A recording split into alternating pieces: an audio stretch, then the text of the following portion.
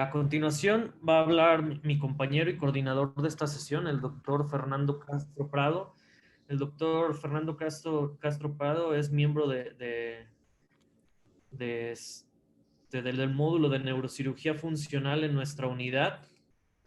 El doctor se ha caracterizado por tener una amplia experiencia en neurocirugía funcional.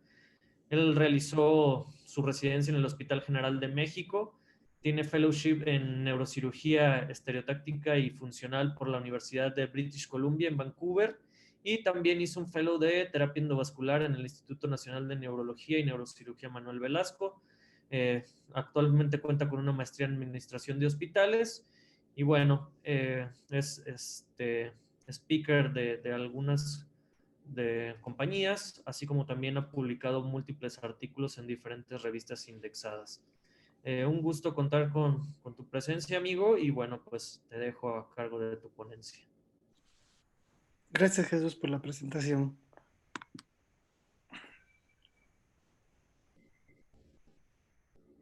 Si dejas de compartir pantalla, creo que está todavía. Listo. Ups, se cae.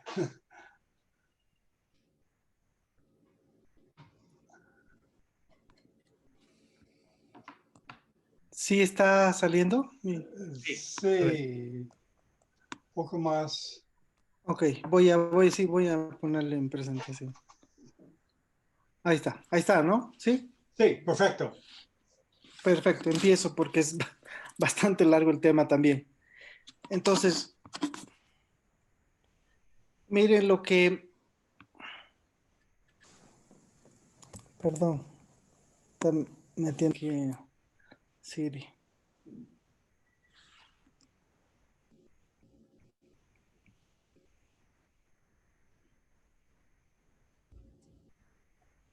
Perdón, hay una interferencia de...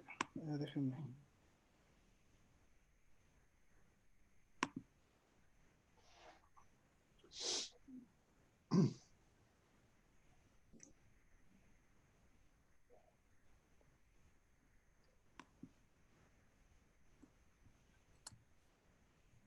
Sí, al fondo hay un botón. Ya, listo. Eso es, sí. Bien. Entonces, mi tema titula de tratamiento quirúrgico de los movimientos anormales. Vamos a hablar obviamente de Parkinson, que es lo que más hacemos en nuestro centro, de temblor y de distonías, de lo que vamos a hablar también. ¿Ok? Dividí mi plática en 4 partes entonces. Lo que se refiere a la cirugía de Parkinson, porque, perdón, sí está activado. Lo que se refiere a cirugía de Parkinson, eh, todo parte de este circuito escrito por varios autores, escándares entre ellos el que intenta explicar cómo sirve, cómo se interviene. Es una enfermedad tan compleja como es la enfermedad de Parkinson, ¿no? Entonces, todo parte de este circuito que es el circuito córtico basal ganglio tálamo cortical, donde se pueden identificar 3 vías. Una vía directa, que es la facilitadora de los movimientos, que está en rojo, como ven esto, y está conformada por la corteza, el estriado, el globo pálido interno, la sustancia negra y el tálamo. Y luego tenemos la vía inhibidora, que es indirecta, donde participa la corteza, el estriado, el globo pálido externo, el núcleo subtalámico y tanto el tálamo como la sustancia negra, ¿no? Y esta vía indirecta es inhibidora, a diferencia de la directa. Por lo tanto, la conjunción de los movimientos es un balance entre lo que son la vía facilitadora del movimiento y la vía inhibidora del movimiento. Y hay una vía hiperdirecta que se descubrió, que es directamente entre la corteza y el núcleo subtalámico. Por lo tanto, en cirugía de Parkinson lo que se hace es una lesión o una estimulación, pero la lesión, como ven aquí, se puede explicar su efecto porque no se sabe exactamente cómo funciona la neuroestimulación, pero la teoría más aceptada es que la teoría de lesión irreversible es la más aceptada, es decir, que estimular un núcleo a una alta frecuencia, a una determinada frecuencia, lo que va a hacer es va a inhibirlo. Así es que tenemos los diferentes targets. Mire, el núcleo subtalámico sería una estructura que se va a inhibir. ¿Para qué? Para evitar que se estimule esta que sería la vía directa. Entonces, por eso la llaman hiperdirecta, porque directamente actúa sobre la vía directa. Por ejemplo, el globo pálido interno hace lo mismo, interviene en esta vía directa, pero por ejemplo el tálamo no estaría tan desarrollado, estaría en el considerado parte de la vía indirecta como tal. Entonces, lo que se logra, ya sea con la lesión o con la neuroestimulación, es el control de este desbalance que hay a partir de que hay una déficit de dopamina. Entonces, lograr un control nuevamente a través de una lesión o inhibición reversible.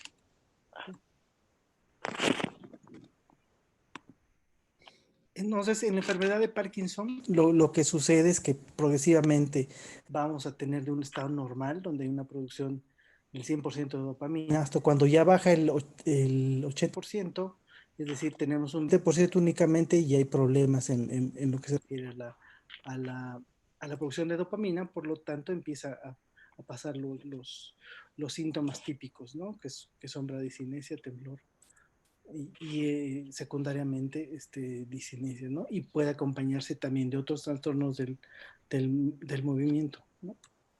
Entonces, típicamente lo que se hace en el Parkinson inicial es que empieza con algún síntoma, ya sea generalmente la bradicinesia es de los primeros o el temblor que estaría aquí, pero la mayor parte del día con levodopa se logra controlar, ¿no? Entonces, se mantiene en un estado, podríamos decir, donde el paciente cree que se puede controlar toda la vida con el medicamento, pero progresivamente, debido a que es una enfermedad incurable y progresiva, entonces empieza a bajar más la producción de dopamina, por lo tanto ya entramos a un estado moderado, ya no es inicial.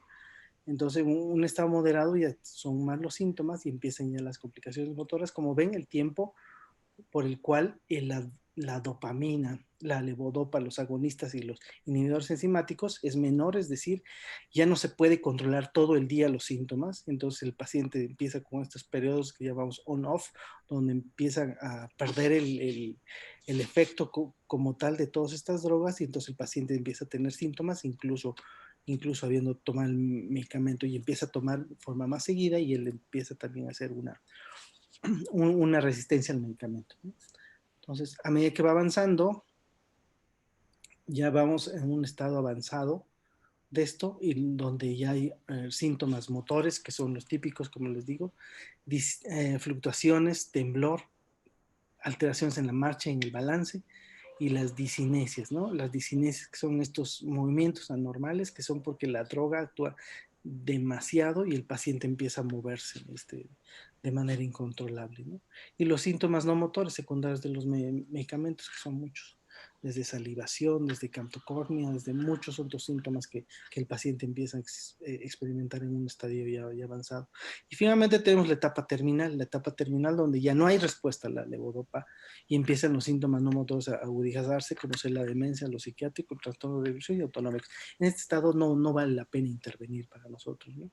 Porque ya no se le puede ayudar al paciente realmente. Entonces, lo ideal es agarrarlo cuando el paciente está ya sea en un estado inicial o empezando con estos fenómenos que le digo que están relacionados directamente con la toma de los medicamentos o con estos fenómenos de on-off, ¿no?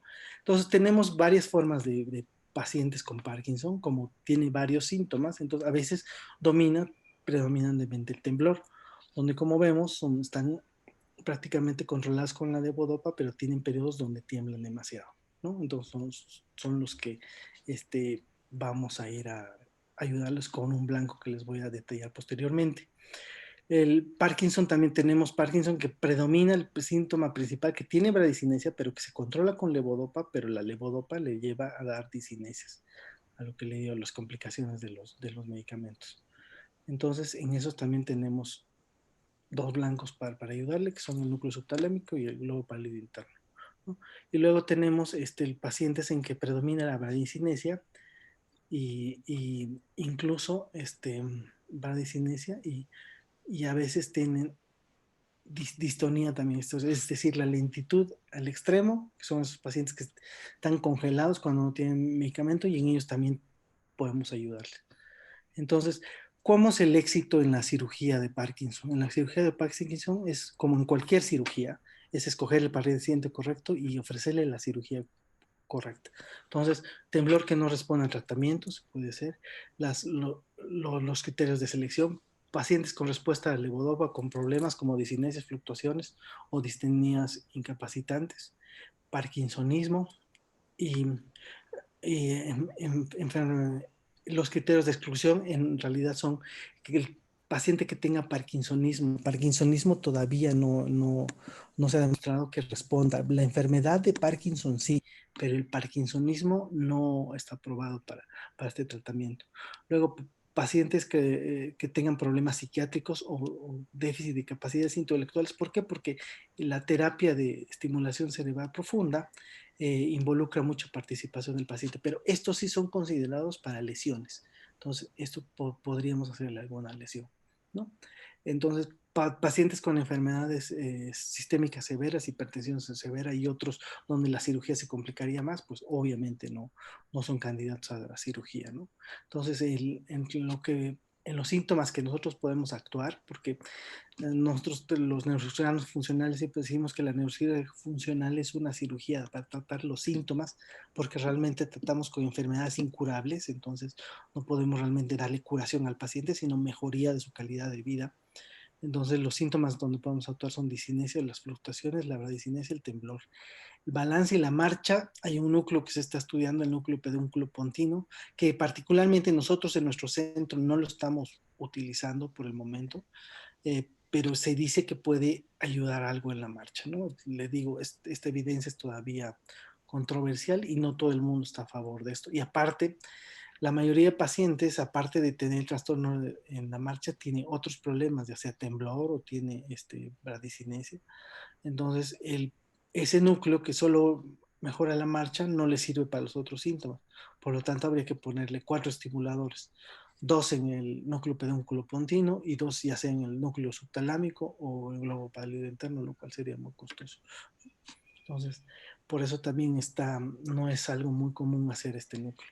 Los síntomas no motores son secundarios a los medicamentos, ¿no? Y en estos, en los que no podemos hacer nada, es cuando el paciente no tiene respuesta a levodopa, realmente no podemos ayudarle, ¿no?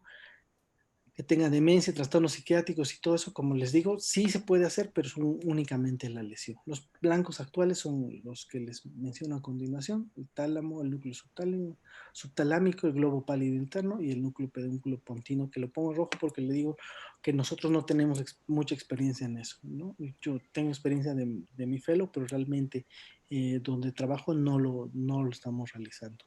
Las diferencias entre cirugía lesional y estimulación son que obviamente la reversibilidad, como les digo, la estimulación se dice que es una lesión reversible como tal, entonces, luego lo típico es que no se puede ajustar en lo que se refiere a la cirugía de Parkinson, es decir, no, la lesión luego no la puedo cambiar, la puedo aumentar. Si la hago de menos, puedo volver a operar al paciente, y entonces luego lo que puedo hacer es aumentar la lesión, haciendo nuevamente un pase y dándole un poquito más de radiofrecuencia, pero lo que no se puede es reducir. En cambio, en la estimulación, pues se puede ajustar a la necesidad, ¿no? Entonces, y obviamente en lo lesional, pues hacerlo bilateral siempre tiene mayor riesgo de producir algunos efectos adversos en el habla, en ciertas conductas. Por lo tanto, se considera todavía que la cirugía por estimulación cerebral profunda es más segura. Pero hay centros grandes, como por ejemplo donde yo hice mi residencia en el Hospital General de México, tiene mucha experiencia en lesión y la hacen de manera estadificada y entonces pueden evitar complicaciones a este nivel. Y el costo, obviamente, es algo importante en nuestro medio. El costo es mayor por neuroestimulación, ¿no? Por lo tanto, todo eso se debe decidir. Entonces, vamos a hablar de la talamotomía, la estimulación talámica, introducida por Rolf Hassler en el 54. Entonces, abandonada con el advenimiento de la estimulación cerebral profunda, que empezó desde el 63. Esto es algo paradójico. Miren, la estimulación cerebral profunda se empezó a hacer de manera experimental, obviamente, antes de descubrir la levodopa.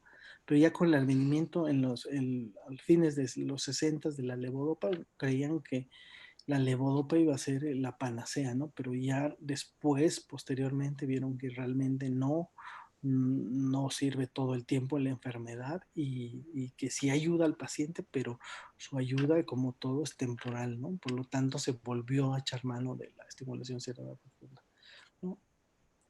Entonces, aún se realiza en caso de no ser efectiva la estimulación cerebral profunda o no estar disponible, se sigue haciendo todavía las lesiones.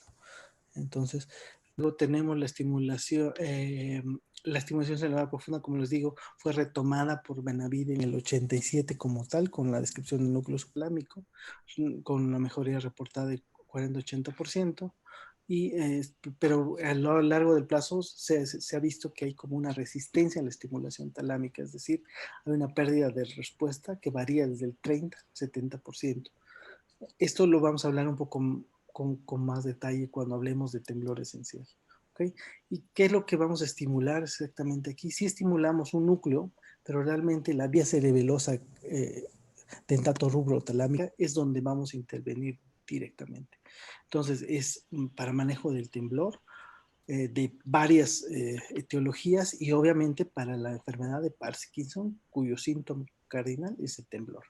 Entonces, también se puede hacer, hay otros targets ya que ya están muy estudiados y publicados especialmente por el grupo del doctor Velasco, que es las radiaciones prelimniscales en el área subtalámica posterior, o la zona incerta también se está haciendo estimulación con iguales resultados o incluso a veces mejores que el núcleo típico, que es el núcleo ventral intermedio del tálamo. Entre los pros y contras tenemos esto, pues que reduce el temblor hasta en 60%, mejora lo que es la escala de UPDRS motora cuando está apagado en 15% y cuando está prendido en 20%. En los contras sería que pues la lesión bilateral pues no está recomendada, pero como les digo, si la persona, el neurocirujano funcional tiene mucha experiencia, puede hacerla de manera estadificada, evitando efectos secundarios de la misma. ¿Ok? No afecta la rigidez, ni la bradicinesia, ni las dicinesias. Es decir, esta lesión sería exclusivamente para tratar el temblor. Esto vemos lo mismo. Les detallo una comparativa de lo que es la lesión con la estimulación cerebral profunda, que prácticamente es muy similar. Lo que varía son las complicaciones, obviamente, de la estimulación cerebral profunda, la infección, la disfunción. Y en cambio en estos sería una lesión de cápsula interna, alteraciones del habla o también en ambos, pues ictus, ¿no? Un riesgo de hemorragia cerebral está latente en ambos. Les voy a poner un caso clínico. Este es un caso de temblor esencial, realmente, que nos va a servir también para ver lo de cirugía de temblor. Este paciente joven de 35 años con un temblor, especialmente en miembros pélvicos, más el izquierdo más que el derecho. Vamos a ponerlo. El temblor obviamente era incapacitante, pero incapacitante de modo social, es decir, él evitaba el encuentro. Como les decía, hicimos estimulación cerebral profunda de este paciente con temblor. Como ven, estas son estimulación transoperatoria.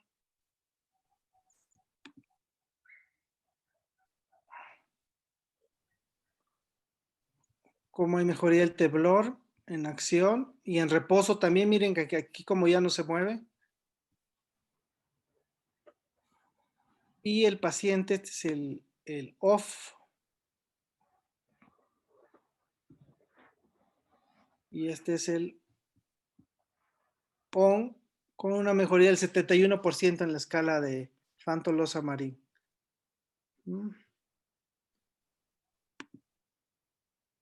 Ok. Otros blancos también, miren, por ejemplo, este es un artículo que publicamos de una paciente con, pero este bien lo voy a pasar más adelante, es también de estimulación de un tipo de temblor muy extraño, que es por una enfermedad autoinmune. Entonces, se vio que también la estimulación central también puede ayudar al temblor que es de causa periférica. Entonces, por lo tanto, el núcleo por excelencia, cuando una persona tiene, ya sea temblor parkinsónico o no parkinsónico, es el núcleo intermedio del tálamo. ¿Okay? Luego tenemos el núcleo subtalámico, que debe ser actualmente como el núcleo preferido de todos los neurocirujanos funcionales para tratar Parkinson, que como vimos, obviamente su condición es que el paciente sea respondedor a levodopa, y los pros son que mejora las discinesias en 70%, ya que en 30% de los casos da disminución de la dosis de levodopa, mejora tanto en off como en on, obviamente la escala de UPDRS, y hay disminución de la dosis, como les digo, hasta el 30%. Los contras sería que la lesión sería que en el 10% puede dar hemivalismo, ¿no? Entonces, y en ciertos casos aumento de peso y trastorno de movimientos oculares, esto porque tiene una celasa medial del mesencéfalo que está relacionado con el circuito de la satisfacción. Entonces, por esta estimulación de esta estructura, el paciente puede hacerse hipomaníaco, incluso y puede haber hiperfagia también por esto. Entonces tiene algunos bemoles, por lo tanto es por eso que en una valoración para un paciente ser sometido a, ya sea a lesión o a estimulación cerebral profunda, siempre debe pasar por una consulta psiquiátrica, ¿no? Entonces el núcleo subtalámico lo que hace es esto lo que va a hacer es mejorar el estado en off, pero en on, como va a disminuir la medicación, también va a evitar esto que son las discinesias, ¿no? Va a normalizar. Siempre le decimos al paciente que esto no es magia, que lo mejor que se siente durante el día, es decir, ya sea una hora, media hora, eso se los vamos a extender por todo el día, le vamos a hacer más estable los síntomas, ¿no? Para evitar estos fenómenos on-off y las discinesias. Entonces, eso es lo que se logra. Esta es la planeación que hacemos típicamente para el núcleo subtalámico. Tenemos varios modos de planeación. De hecho, tengo una plática exactamente dirigida a la planeación, que es igual muy larga, pero lo que buscamos es eso, que no esté muy medial porque le vamos a dar trastornos en los movimientos oculares, o que no esté muy lateral porque vamos a dar trastornos en lo que es la cápsula interna, ¿no? Entonces, por lo tanto, debemos hacerlo bien. El registro por microelectrodos es como nos ayuda a posicionar. Miren, este es un registro típico similar a esta imagen, núcleo subtalámico, de ambos lados, cómo se obtiene el registro para guiarnos. Entonces, nuestra manera de comprobación es por imagen, ¿no? Vemos que en la imagen esté donde debe corresponder al núcleo subtalámico, con determinadas secuencias de resonancia magnética. Segundo, cuando introducimos el microelectrodo, hacemos este registro, y aparte lo que hacemos también es microestimulación, es decir, hacemos estimulación y debe haber mejoría de los síntomas durante. Y luego, cuando introducimos el electrodo definitivo, también hacemos estimulación por el electrodo definitivo. Cuando todo sale bien y el paciente responde, es un respondedor, y como les dije, se ha hecho la cirugía correcta en el paciente correcto, tenemos esto. Miren, este paciente tan deteriorado por Parkinson, que tiene bradicinesia y tiene temblor,